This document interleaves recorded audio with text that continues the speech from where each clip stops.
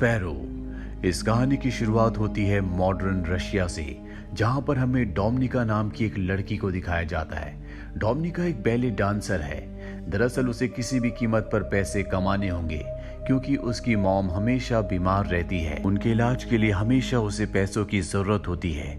और एक दिन जब वो परफॉर्म कर रही होती है तो उसका पार्टनर गलती से उसके पैर के ऊपर पैर रख देता है, जिससे उसके पैर की हड्डी टूट जाती है। और इस एक्सीडेंट के साथ उसका डांसिंग करियर हमेशा के लिए खत्म हो जाता है, जिससे उसे बहुत दुख होता है। उसे नहीं पता कि अब वो पैसे कैसे कमाएगी, अपनी मॉम का इलाज कैसे करवाएगी।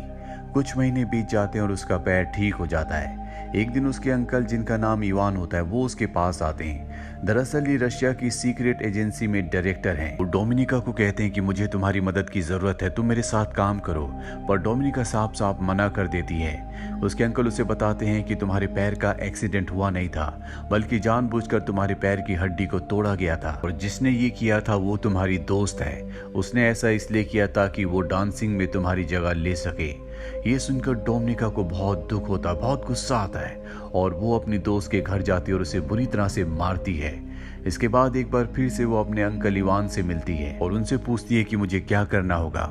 उसके अंकल उसे बताते हैं कि एक बहुत बड़ा गैंगस्टर है, तुम्हें उसे सिड्यूस करके एक होटल के कमरे में लाना होगा, और इसके बाद हमारे एजेंट्स अपना काम कर देंगे। इसके बदले तुम्हारी मॉम के जितने भी मेडिकल के खर्चे हैं वो सब के सब हम उठाएंगे। और अब डोमिनिका उसकी बात मान जाती है। वो उस गैंगस्टर से एक बार में मिलती है जहां पर वो उसे सिड्यूस करती है।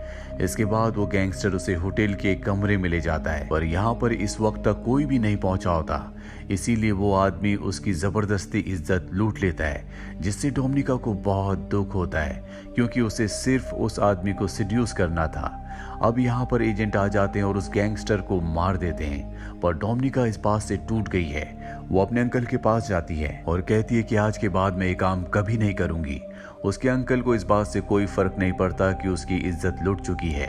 वो कहते हैं कि अब तुम्हें हमारे राज के बारे में पता चल चुका है कि हम किस तरह से काम करते हैं, यानी कि तुम भी अब इस सीक्रेट एजेंसी का एक हिस्सा बन चुकी हो, और अगर तुमने हमारे साथ काम नहीं किया तो तुम्हें मार दिया जाएगा, क्योंकि तुम हमारे सारे राज जान चुकी हो। वहीं दूसरी तरफ हमें मॉस्को में नेट नाम के एक लड़के को दिखाया जाता है, जो कि एक अमेरिकन जासूस है, यानी कि वो CIA का एजेंट है। नेट एक आदमी से मिलता है जिसे वो मार्वल कहकर बुलाता है। दरअसल ये नेट को खबरें देता है और वो उसे कुछ खबर देकर वहां से निकल जाता है, पर तभी वहां पर पुलिस आ जाती है। नेट नहीं चाहता कि उसे खबर देने वाला मार्वल पकड़ा जाए, इसीलिए वो गोलियां चलाता है, जिससे पुलिस का ध्यान उसकी तरफ आकर्षित होता है और मार्वल उस जगह से भाग जाता है। पर नेट को पकड़ लिया जाता है और वापस अमेरिका भेज दिया जाता है। पर नेट एक बार फिर से रशिया जाना चाहता है, लेकिन उसके जो सीनियर होते हैं वो कहते हैं कि तुम रशिया नहीं बल्कि बुडापेस्ट जाओगे, ताकि तुम एक बार फिर से मार्वल से मिल सको। वहीं दूसरी तरफ हमें रशिया की सीक्रेट एजेंसी के डायरेक्टर इवान को दिखाया जाता है, जो उस वीडियो फुटेज को देख रहा होता है जिसमें नेट मार्वल से मिला था,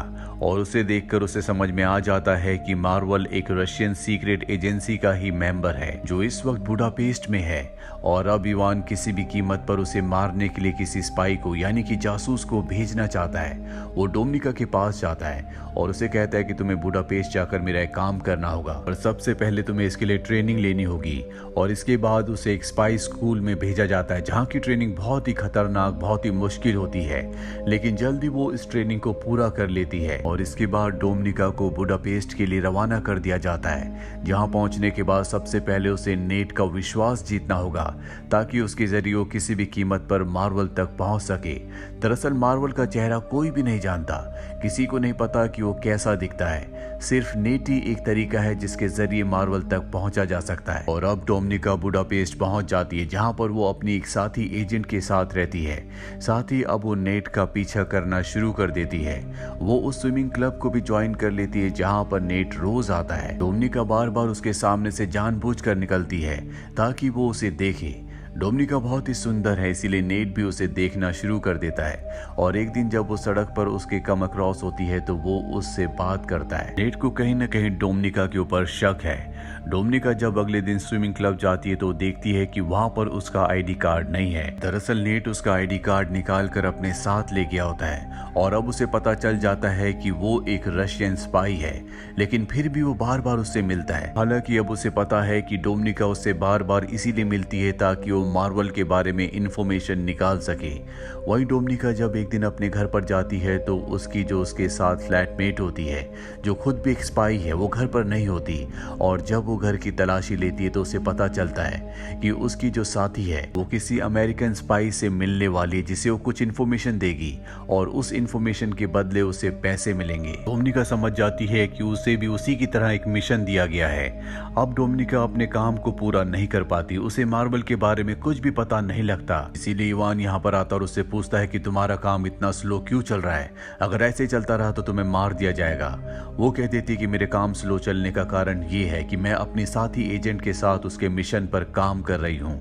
ये सुनने के बाद इवान को बहुत गुस्सा आता है। वो कहता है कि तुम्हें अपने काम पर ध्यान देना चाहिए।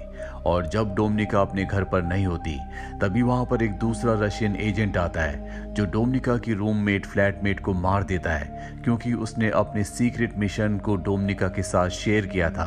हालांकि उसने नहीं किया होता, लेकिन डोमिनिका ने कहा होता है कि मैं उसके साथ काम कर रही हूँ। इसीलिए इवान को रशियन इंटेलिजेंस को ये लगता है कि उसने अपने खुफिया मिशन को किसी के साथ शेयर किया, इसीलिए उसे मार दिया जाता है। साथ ही जब डोमिनिका घर पहुंचती है तो वही रशियन एजेंट उसे धमकी देता है और कहता है कि अगर तुम अपने मिशन में फेल हुई तो हम तुम्हें भी मार देंगे। डोमिनिका इस बात से बहुत डर जाती है।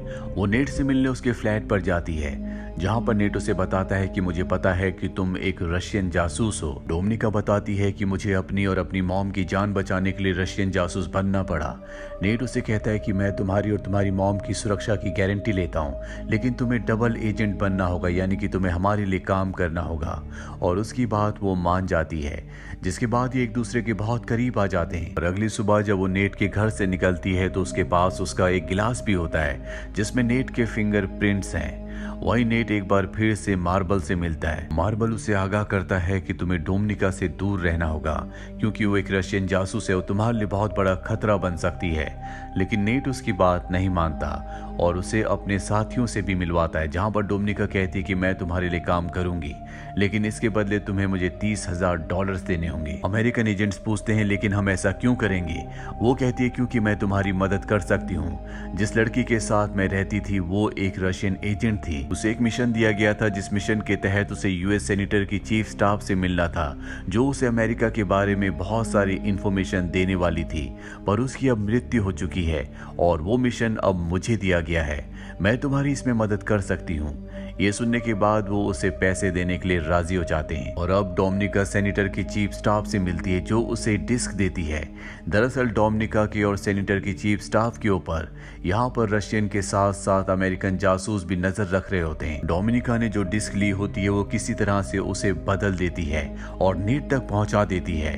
अमेरिका सेनेटर की चीफ स्टाफ जब बाहर जाती है तो उसे चारों तरफ से घेर लिया जाता है। ये सब के सब अमेरिकन जासूस हैं। उसे समझ में आ जाता है कि उसका खेल खत्म हो चुका है। वो भागने की कोशिश करती है लेकिन वो चारों तरफ से घिरी हुई है और तभी उसका एक्सीडेंट हो जाता है जिसमें उसकी मृत्यु हो जाती है। उसकी मृत्यु से रशियन को बहुत बड़ा झटका लगता है, क्योंकि वो उनके लिए काम करती थी, उन्हें इंफॉर्मेशन दिया करती थी। और अब इवान को डोमिनिका और उसके सीनियर पर शक हो जाता है, क्योंकि इस मीटिंग के बारे में डोमिनिका और उसके सीनियर को पता था। इन दोनों को वापस बुलाया जाता है, जहां पर इन दोनों को बहुत टॉर्चर किया जाता है। डोमिनिका के सीनियर की मृत्यु हो जाती है, लेकिन डोमिनिका अब भी जिंदा होती है। वो यहाँ पर इवान को बताती है कि मैंने सब इसलिए किया ताकि मैं नेट का भरोसा जीत सकूं और किसी भी तरह से मैं मार्बल तक पहुंच जाऊं। नेट का भरोसा मैंने जीत लिया है और अब मैं जल्दी मार्बल तक पहुंच जाऊंगी। इवान उसकी बातों में आ जाता है और उसे एक बार फिर से बुडापेस्ट भेजने के लिए राजी हो जाता है। पर बुडापेस्ट जाने से पहले वो इवान के घर आती है, जहां पर वो कुछ पलों के लिए उसे सिड्यूस भी करती है।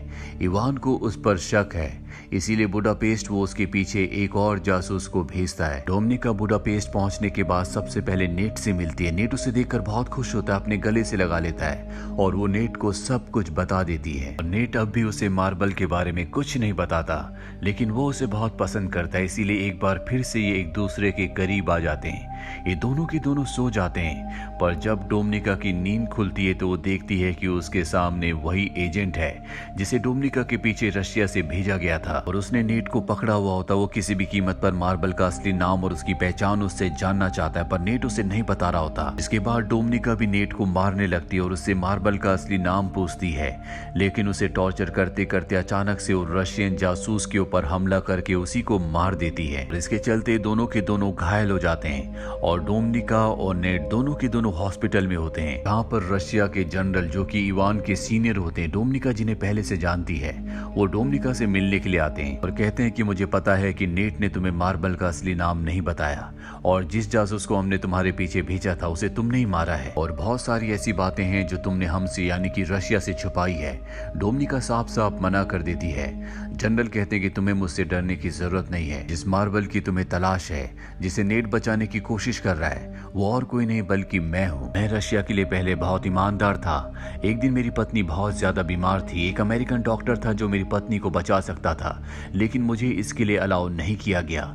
उन्हें ऐसा लगता था कि मेरी सच्चाई उस डॉक्टर को यानी कि अमेरिकन को पता चल जाएगी, जिस वजह से मेरी पत्नी की मृत्यु हो गई। ये पूरा का पूरा सिस्टम करप्ट है, इसीलिए मैंने रशिया का साथ छोड़ दिया और एक डबल एजेंट बनकर अमेरिका के साथ और रशिया दोनों के साथ काम करना शुरू कर दिया। तुम्हारे आज जो भी हालात हैं वो तुम्हारे अंकल इवान की वजह से हैं। अगर वो चाहते तो तुम्हें इन सब चीजों से निकाल सकते थे, लेकिन उन्होंने ऐसा नहीं किया। तुम मेरी सच्चाई रशिया की खुफिया एजेंसी को बता सकती हो, जिससे मैं पकड़ा जाऊंगा और तुम एक नेशनल हीरो बन जाओगी और उसके बाद तुम मेरी तरह अमेरिका के साथ और रशिया के साथ दोनों के साथ एजेंट बनकर काम कर सकती हो और रशिया की करप्ट एजेंसी को खत्म करवा सकती हो। दरअसल जनरल ने उसे सब कुछ इसलिए बताया होता है क्योंकि उन्हें पूरा विश्वास होता है कि जल्दी वो पकड़े जाएंगे और वो नहीं चाहते कि उनकी जिंदगी वेस्ट जाए। वो चाहते हैं कि डोमिनिका उन्हें पकड़वाए, जिसके बाद डोमिनिका उनकी जगह ले ले और अब डोमिनिका रशियन एजेंसी के पास जाती है, जहां पर वो उन्हें मार्बल की सच्चाई, उसका नाम और सब कुछ बता देती है। कुछ देर बाद हमें दिखाया जाता है कि रशियन एजेंट जनरल को नहीं बल्कि इवान को पकड़ लेते हैं, क्योंकि उसने इवान का नाम बताया होता है कि इवान ही मार्बल है और साथ ही उसने बहुत सारे सबूत भी दिए होते हैं, जिसमें पहला सबूत ये होता है कि उसने इवान के नाम पर एक अकाउंट खुलवाया होता है जिसमें उसने अमेरिकन से $30,000 डलवाए थे। साथ ही जब वो इवान के घर पर गई थी तो वो गिलास जो नेट के घर से लाई थी जिसमें नेट के फिंगरप्रिंट्स थे, वो उसने अपने अंकल इवान के घर पर छोड़ दिया था, जिससे ये साबित होता है कि इवान और नेट आपस में मिले हुए हैं। दरअसल वो शुरू से ही इवान को इस जाल में फंसा रही थी, जो अब पूरी तरह से उसके जाल में फंस चुका है। वो चाहकर भी अपनी बेगुनाही साबित नहीं कर सकता। रशियन एजेंट्स इवान को मार देते हैं और इस तरह से इवान का खात्मा हो जाता है। डोमिनिका ने मार्बल का पर्दाफाश किया होता है, इसीलिए उसे प्रमोशन मिल जाता है और अब वो रशिया में अपनी मॉम के साथ बहुत खुश है, लेकिन वो नेट को आज भी याद